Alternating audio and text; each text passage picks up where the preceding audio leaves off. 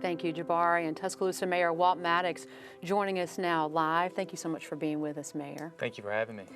As we watch the video in Jabari's story, 15th Street, especially that 15th McFarland, that midtown area of Tuscaloosa, in such stark contrast to where we were in that area 5 years ago. It is, as I was sitting there looking at the piece, I was reminded that the second report I received in our command center just a few minutes after the tornado was that 15th Street was gone. And I remember when I heard that report, I thought, well, this must be an exaggeration because surely 15th Street could not be gone. Right. And then when we got on scene and saw the damage and devastation, we knew we would have a long road. And then looking at those images, it made me very proud to call Tuscaloosa my hometown. We certainly have made amazing progress, and 15th Street McFarland is the flagship of everything we've been able to do in the last 5 years. I remember going to one of those very first press conferences after the storm, and the word that sticks out in my mind was something that you said, and you always briefed the press on at all these press events, and over I heard the word unrecognizable.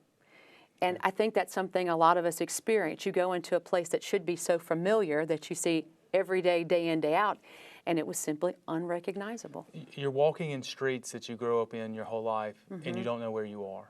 You're surrounded by piles and piles of debris, ended up being 1.5 million cubic yards. You're watching your intersections being guarded and monitored by the National Guard. It certainly was a surreal scene for all of us. Yet through all the challenges that we had, this community just refused to give in to the night. Whether it was a hospital that was a quarter of a mile from the damage, treating 1,200 injured, whether it was our heroic first responders who quite frankly just did a superhuman job of providing for all those in need, or whether it was just citizens who rose to the challenge of clearing debris, transporting the injured, and going house by house find the missing. This was Tuscaloosa's finest hour. And most communities, I think, would have folded under the circumstances. But today, 60 months later, Tuscaloosa is better for it. A lot of people may not realize either, Mayor, that actually a lot of people in our community had actually trained for this type of scenario 2 years prior, 2009. A large delegation of people from here, Tuscaloosa City, also in the county, came together in Emmitsburg, Pennsylvania, training for an event very similar to this one. About 60 of us, and you were part of that delegation from the community, went to Emmitsburg, Maryland to the FEMA Training College, and we, for a week, learned the practice and protocols of integrated emergency management. Those protocols were the foundation of when we came back to Tuscaloosa of our emergency response plan.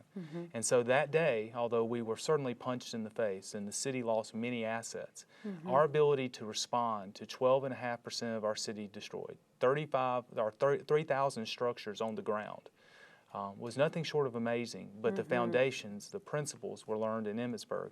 And I'm very thankful to Chief Alan Martin who pushed that training, and I'm thankful to our staff that went. I think initially there wasn't great enthusiasm about spending a week in January in Maryland, but now that we think back on it, it was certainly the hand of God guiding this city and guiding the leaders of our city to be ready for that moment on April 27th.